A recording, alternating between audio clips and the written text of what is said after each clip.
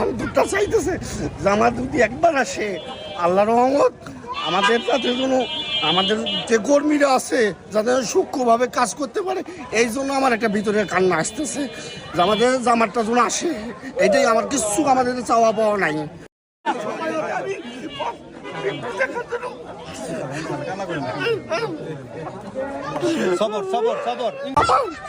অন্তরটা চাইতেছে জামাত যদি একবার আসে, আল্লাহ রহমত আমাদের তাদের জন্য, আমাদের যে কর্মীরা আছে যাতে সূক্ষ্মভাবে কাজ করতে পারে, এই জন্য আমার একটা ভিতরের কান্না আসতেছে যে আমাদের জামাতটা যেন আসে।